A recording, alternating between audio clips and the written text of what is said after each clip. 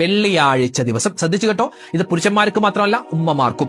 വീട്ടിൽ ഞങ്ങള് ജുമാ നിസ്കരിക്കുന്നില്ലല്ലോ ഉസ്താദെ, വേണ്ട, നിങ്ങൾ വെള്ളിയാഴ്ച ളുഹർ നിസ്കരിക്കുമല്ലോ, ആ ളുഹർ നിസ്കാരത്തിന് ശേഷം 25 പ്രാവശ്യം സൂറത്തുൽ ഖദർ നിങ്ങൾ ഓതിക്കഴിഞ്ഞാൽ കിട്ടുന്ന പ്രതിഫലം കേട്ടോ. മഹത്തുക്കൾ പറയുകയാണ്, 1000 ഹജ്ജ് ചെയ്ത കൂലിയും 1000 പ്രാവശ്യം അള്ളാഹുവിന്റെ മാർഗത്തിൽ ധർമ്മസമരം ജിഹാദ് ചെയ്ത പ്രതിഫലവും അള്ളാഹു കൊടുക്കുന്നതാണ്. സുബ്ഹാനല്ലാഹ്, എന്താ നേട്ടം, എന്താ ഇതിന്റെ പ്രതിഫലം. മാത്രമോ തീർന്നില്ല, വീണ്ടും കാണാം. ആ ജുമുഅ ദിവസം, ആ വെള്ളിയാഴ്ച ദിവസം ലോകത്ത് ആരെല്ലാം ജുമുഅ നിസ്കരിച്ചിട്ടുണ്ടോ ആ ജുമുഅ നിസ്കരിച്ച എല്ലാവരുടെയും കൂലി ഇവനിക്കും കിട്ടുന്നതാണ്.